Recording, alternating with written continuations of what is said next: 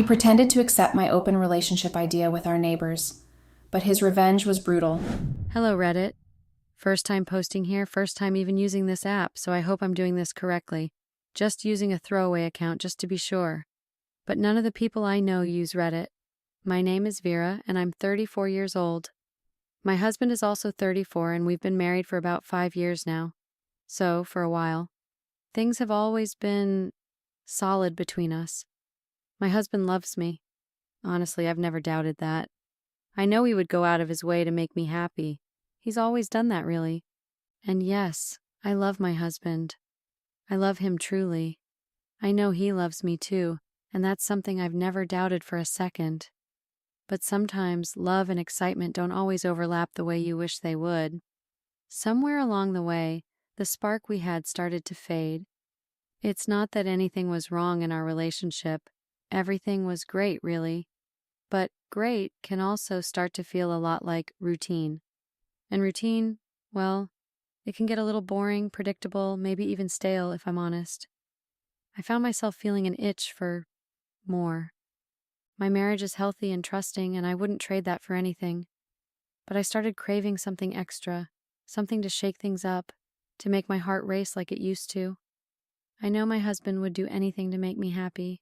He's always been that way, so reliable and thoughtful. But still, was it so bad that I wanted just a bit of unpredictability, something that would take me out of the everyday grind and bring back that rush? I felt guilty even thinking about it, but that need for excitement only grew as time went on, and it hit its peak when our new neighbors moved in about 2 years ago. Jamie and Evan moved in across the street, right around our age, and we clicked with them immediately. The four of us would have drinks on Friday nights or meet up for weekend brunches, and I felt a little excited just being around them. Jamie is fun, easygoing, and has this way of making anyone feel at home around her. She's the kind of person you can talk to for hours without even noticing the time pass. But Evan, well, Evan is a whole other story. He's charming in this way that makes him hard to ignore. Evan has this calm confidence about him, like he's got life all figured out, with this laid-back grin that makes him look like he knows something the rest of us don't. He'd laugh at my jokes in this effortless way, and it made me feel interesting and seen. I don't know if it was a crush exactly, but it was hard not to feel something when he was around. Sometimes I'd catch myself looking forward to our meetups a little too much, or my heart would skip just a beat when he'd flash me one of those grins. I don't know if I'd say I developed a crush on Evan right away, but it's hard to ignore someone like him when he's around. He's just magnetic in this way that makes you want to be near him, to hear what he has to say, to feel like you're part of his orbit.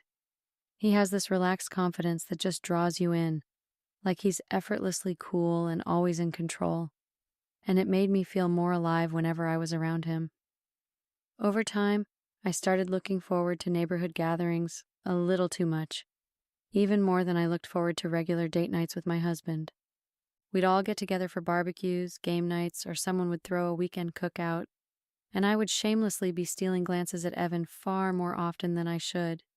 My heart would beat just a little faster when he'd laugh at my jokes or hold my gaze a second too long.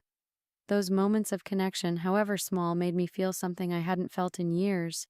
And even though I knew it was wrong, I couldn't get rid of the feeling because it brought a little excitement to my boring life. I didn't intend to let it go any further than that. I didn't plan on letting it become a full-blown crush.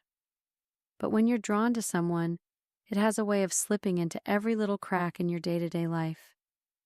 Suddenly, I found myself getting more dressed up for our neighborhood gatherings, maybe adding a little extra makeup or spending more time on my hair, all in the hopes of catching Evan's eye. I told myself it was harmless, that I was just having a bit of fun. But I was ashamed, afraid even, at just how quickly I'd fallen into the habit of wanting him around, of craving his attention. The thing is, when you have a crush on someone, it's hard to hide it.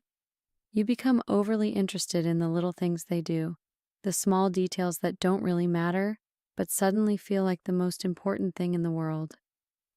I found myself always wanting to know what Evan was up to, staying a bit longer in conversations with Jamie just to hear her mention his name. I'd listen intently to stories she'd tell about him, It was like I was collecting these little pieces of his life like treasures. I'd volunteer to help whenever he needed it, whether it was with a home project or some chore that came up. When they threw a party, I was the first to arrive and the last to leave. I was always hoping for a moment alone with him, even if it was just a quick chat in the kitchen or a quick joke and a laugh. It felt amazing, a little forbidden, and I loved that about it. But the more I let myself indulge in this crush, the harder it became to act normal around him. Of course, yes, I felt guilty. I loved my husband deeply. I was committed to him, and yet here I was, entertaining feelings for our neighbor. It felt like I was playing with fire, and every time I let myself enjoy Evan's company a little too much, I would think about my husband and how I was always on the verge of betraying him.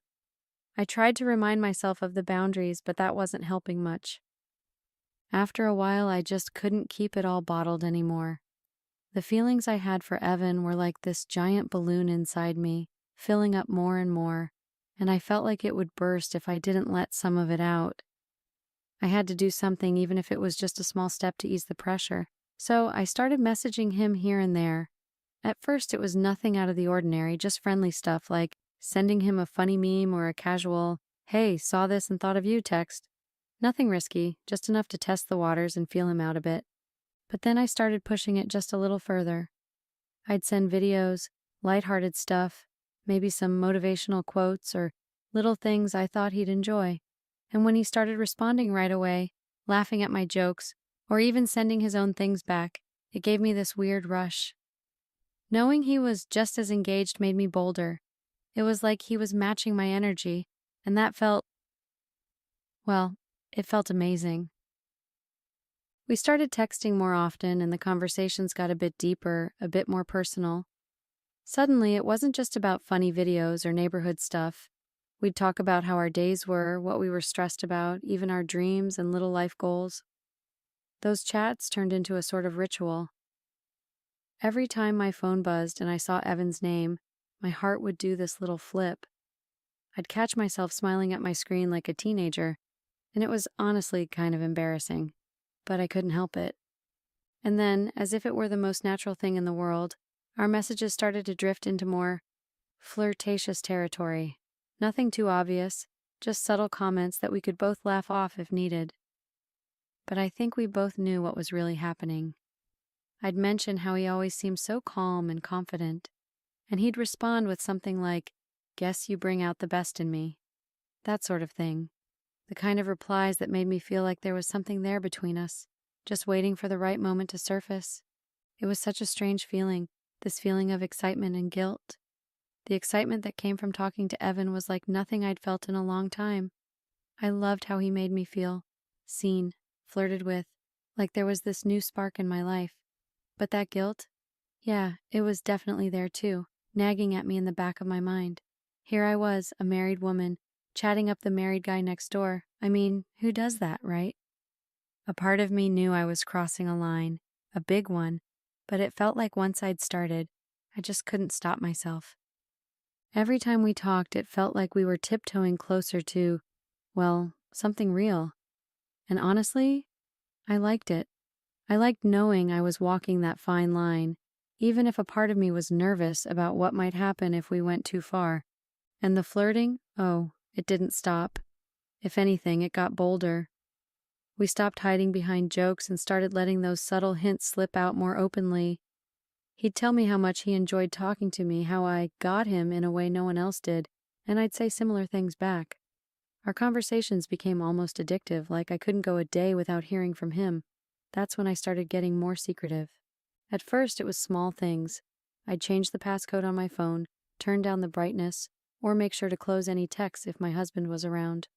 But then it got more intense. I started locking my phone whenever he was close by, making sure he couldn't see anything if he happened to glance over my shoulder. If he walked into the room, I'd casually flip my phone over or lock the screen, like I had nothing to hide. Except I did, and that made the whole thing even more thrilling. Looking back now, writing all this out, I can see just how suspicious it must have seemed.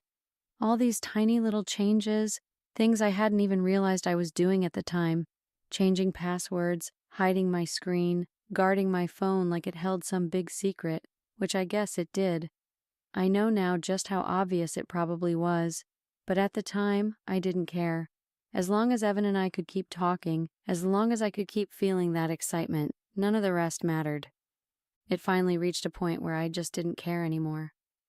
I was ready to cross that line with Evan, to see what it would be like to move past all the flirtation and actually do something about these feelings. I felt alive, I guess you could say.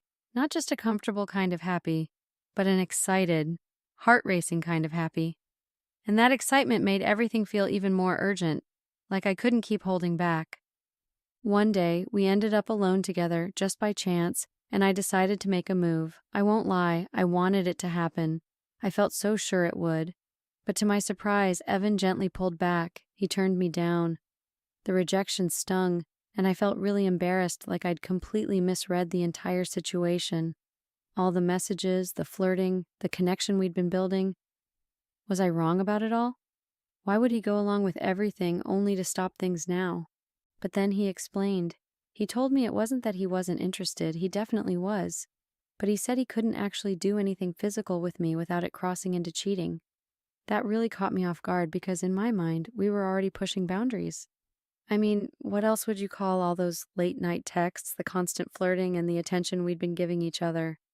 If that wasn't emotional cheating, what was? Then Evan explained that he and Jamie were in an open marriage, but with boundaries. They had certain rules, and texting or harmless flirting was okay, but sleeping with someone else, getting physical, was something they had to clear with each other. Jamie had to be on board with it, and that was unlikely, unless my husband knew too. Apparently, Jamie would only be open to it if it was truly open on both sides. In a strange way, it made sense, and yet it also kind of stung. Here I was, basically laying my heart and everything else out there, and Evan was holding back because he respected his own marriage's boundaries. It was unexpected, but it made me see things in a new light. I realized that if I wanted this to actually happen, I'd have to make things open with my husband too. It felt like the only way to make it possible without hiding, without sneaking around, was to make it as open and transparent as Evan's arrangement with Jamie. I actually thought about it a lot. Opening our marriage felt like it could be a huge benefit to me, a way to keep everything I loved about my life, my husband, my home, our partnership, while still getting the thrill and excitement that, frankly, I'd only felt around Evan. I know I've been using the word excitement a lot, but that's exactly what I was craving, something new and alive that made me feel like I had a spark again. I wanted to keep my husband. I genuinely did. I loved him, and I loved our marriage.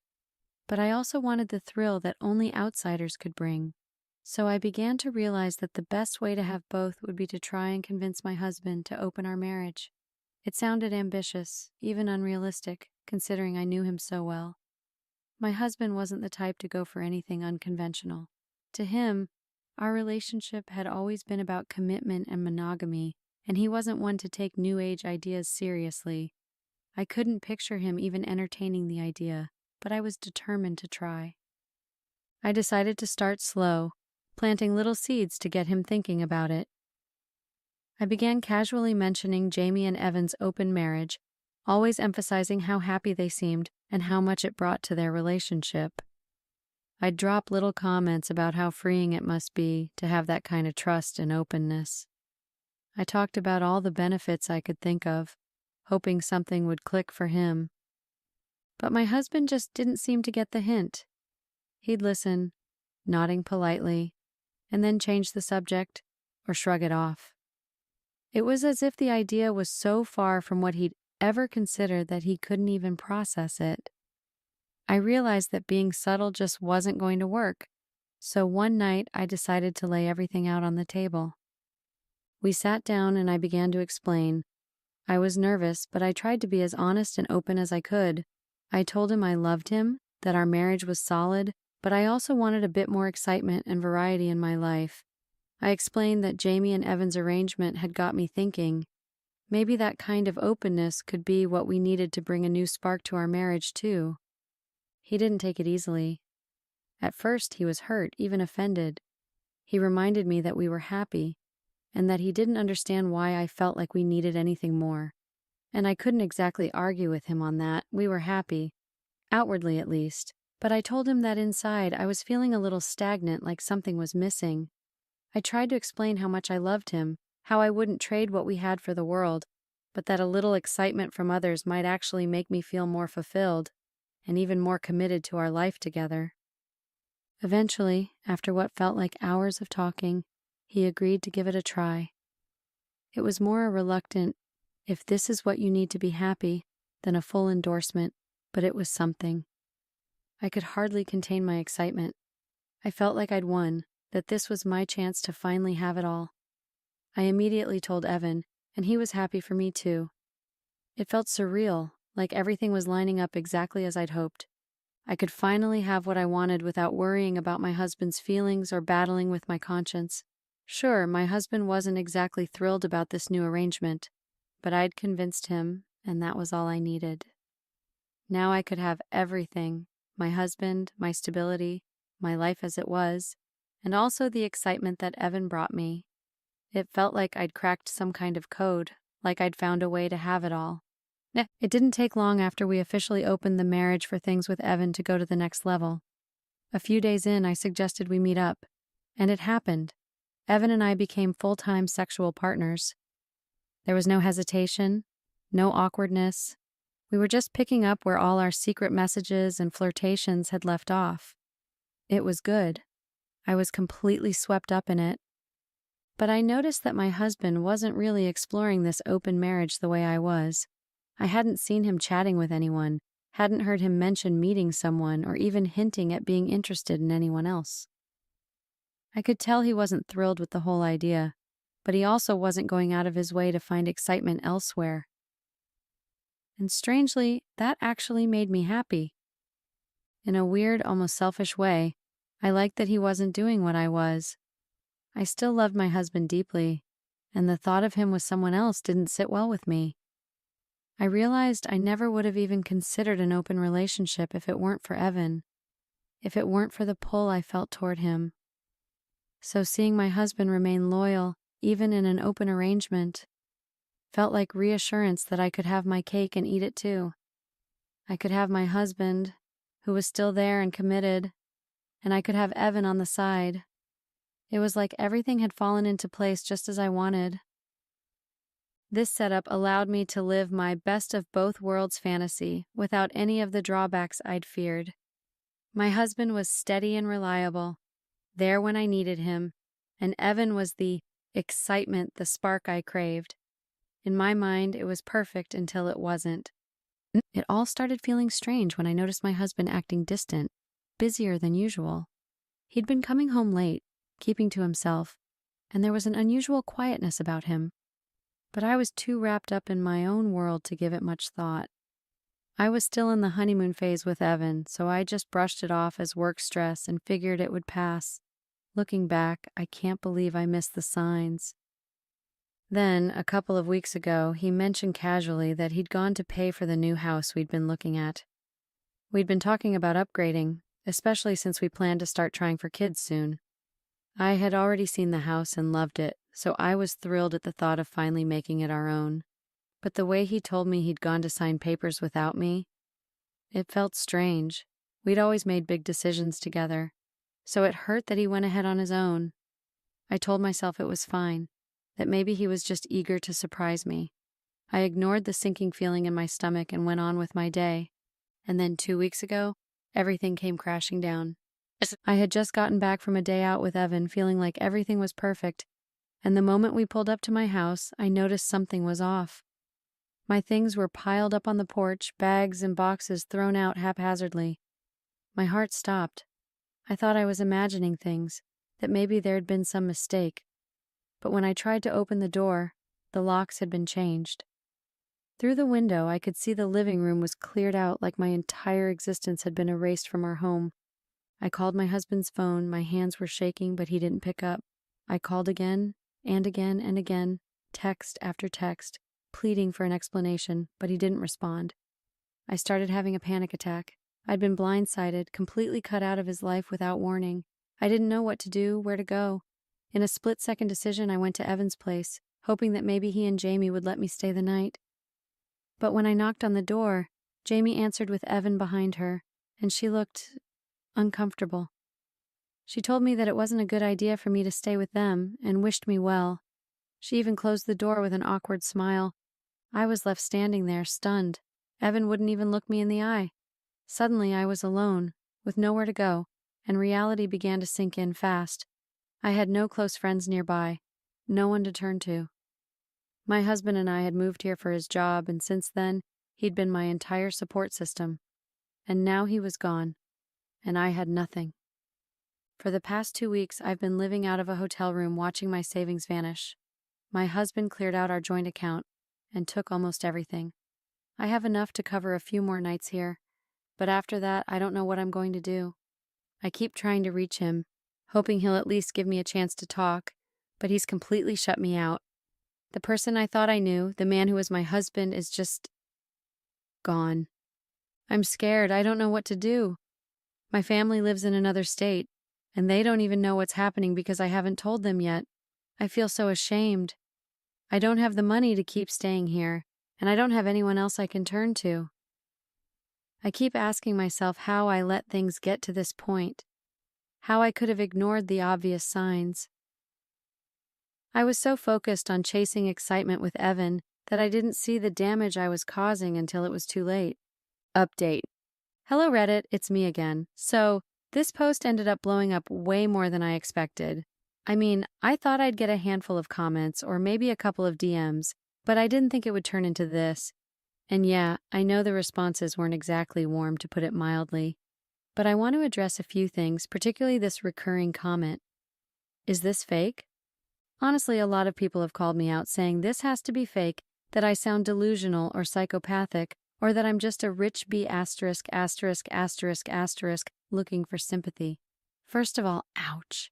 I definitely wasn't expecting to get roasted for being out of touch, and hearing people say I'm some kind of heartless villain wasn't exactly on my bingo card. But here's the truth. This is real. Unfortunately, it's all too real. And maybe I do come across weird or cold, but I'm just telling my story as it happened. No edits. And yes, a lot of you were right. This whole mess really is over. My husband was apparently done with me a long time ago. So many people pointed out that I sounded insensitive in my main post and accused me of not being over Evan. I get why you might think that, but the reality is, I am over him. The reason I shared all the details was to be transparent. I didn't want to cherry-pick parts to make myself look better or manipulate the story. I was just trying to give the whole picture since I thought, hey, it's anonymous. Oh, and to those of you suggesting I sleep in my car, well, that's not an option either because I don't have a car anymore. When I went out with Evan that night, we took his car, and by the time I got back, both my car and my husband's were gone, along with everything else. My stuff was on the porch, the locks were changed, and it was clear my life had just been erased. Then, when I finally got Evan on the phone, he confirmed that Jamie had seen movers at the house. So yeah, my husband had actually moved out with all of our things, and I was locked out with nothing. As if that wasn't enough, when I finally managed to track him down, my husband didn't just sit me down to talk, he came over with his lawyer. Imagine that. He must have thought I'd try to manipulate him or say something incriminating, but whatever the reason, there he was, with his lawyer by his side. They served me the divorce papers right then and there. I tried to talk to him, to explain, to say I was sorry. But he was ice cold. He told me that he'd known about Evan long before I'd even asked for an open marriage. He'd seen our texts, the emotional affair before the physical one, and he'd been planning this exit ever since. Turns out he only agreed to open things up so he'd have time to get everything ready behind my back and leave me with nothing. I begged him for another chance, pleaded with him to at least talk things over, but he shut me down, saying there was nothing left to fix and that he didn't want any part of it. He's already moved into the new house, the one we were supposed to live in together. He was almost gleeful, letting me know that he's loving his new life, and honestly, I can't even blame him. He planned this all out perfectly, and he got the last word. It hurts, but I guess it's exactly what I deserve. As for Evan, that's another disaster. A couple of days after the talk with my husband, Evan reached out, and I thought maybe he wanted to talk things over, offer me some kind of support. But no, he had the nerve to say he still wanted to keep our relationship going. Really? After all this, after leaving me to fend for myself when I had nowhere to go, he wants to act like he's some hero swooping in to continue what we had. I told him exactly what I thought of him, that he was spineless and pathetic for not even standing up for me, for abandoning me the moment things got real. And then I blocked him. Good riddance to that. So here I am, stuck between hotel rooms and wondering if I'll have to start couch surfing or go to a homeless shelter soon. I don't know anyone here. My entire support system was my husband, and he's gone. My family lives in another state, and I've barely told them what's going on because, honestly, I'm ashamed. I don't know what to do from here, and I have no idea how to even start rebuilding. This is the reality I'm facing, as messy and horrible as it is. Thanks to everyone who gave me honest feedback. It's hard, but I think I needed to hear it. Update. Hey Reddit, it's been a while. What a whirlwind of a life I've been living. Crazy, very crazy. A lot has happened since my last update, and I feel like I need somewhere to vent. From leaving that last hotel to being homeless, with no place to sleep except for the streets, it's been one nightmare after another. You have no idea how hard it is to live like this, still having to clock in at work, trying to look at least semi-presentable, trying to hold myself together. If you've never been homeless, let me be the first to tell you, it's hell. But add a divorce I never wanted to the mix, and it's like a bottomless pit of regret. Turns out, what I risked everything for, well, it wasn't worth it. Not even close. If I could go back in time, I'd have cut Jamie and Evan out of my life before it even started. I miss my husband desperately, more than I ever thought possible. I look back now and wonder how I ever thought it was worth it to jeopardize what we had. Now I'm just a shell of who I used to be, barely functional. I've turned into a zombie at work, dragging myself through each day just to make a paycheck because I literally have no other choice. Quitting would mean begging on the streets. If I want to get out of this hellhole, I need that money. So I'm searching for jobs that might come with accommodation, anything to get me off the streets. I'm even willing to do the bare minimum as long as I can just have a bed and roof over my head.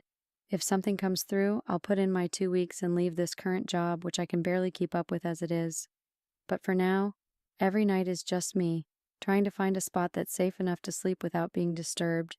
And every morning is a fresh wave of shame when I have to go to work pretending like I'm okay.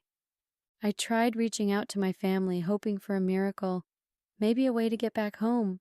But they told me that if I want a plane ticket, I have to cover the cost. It's not like I have that kind of money right now. I'm already drowning in legal fees with this divorce. They sent me a small amount, barely enough for a couple of nights in a cheap hotel. But they think I should quit my job, finalize my divorce, and just come back home. In theory, it sounds simple, but I know my family. The moment I'm back, they'll control everything, shame me, and guilt trip me over this. Every single misstep will be used as a weapon, and I'll be trapped all over again. As bad as things are now, at least I'm free from that. So yes, I am suffering on my own terms, but at least I can barely think about anything besides the regret gnawing at me. If anyone out there is in a position like mine, if you're even considering making the choices I made, please think twice. Please learn from my mistake. If I could rewind time, I'd do it in a heartbeat. Hell, I'd give up anything to go back and make different choices. Update. Hey Reddit, it's me again. It's been a while, and honestly, I wasn't even sure I wanted to update. The shame I've been feeling is overwhelming.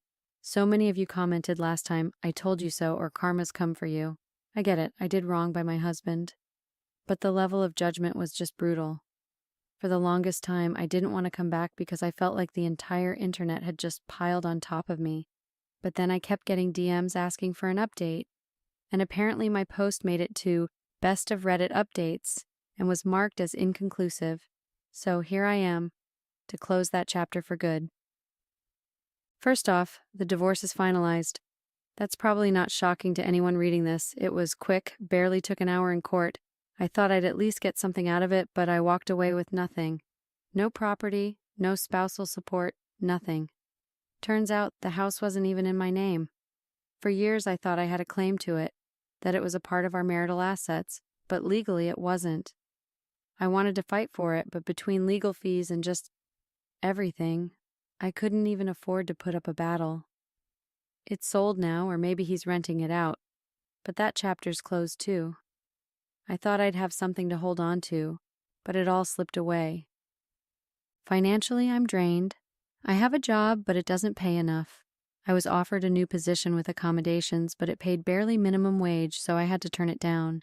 Staying at my current job hasn't been much better either. I got demoted because my performance dropped. Big surprise, considering I was in the middle of a divorce. The demotion hit me hard, but it's still more than what the other job offered. I'm stuck in this loop where I can't afford to lose this job, but I'm struggling to make ends meet. So now I'm living in a tiny apartment that feels smaller than the closet in my old home. I wish I were exaggerating, but this place is barely big enough to breathe. The window's so tiny I can't even get proper sunlight in. And yet, I'm struggling to pay the rent here. I tried opening a GoFundMe just to get some help, but no one donated, not even $1.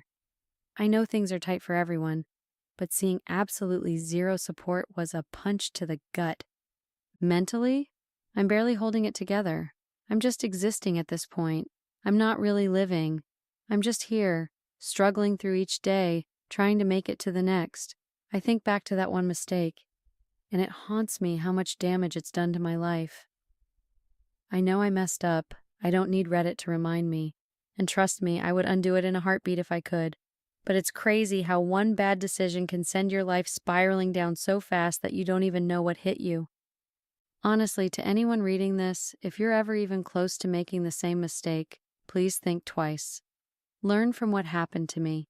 It's so easy to think you can fix things, that you can handle the fallout, but once it all comes crashing down, you realize you can't.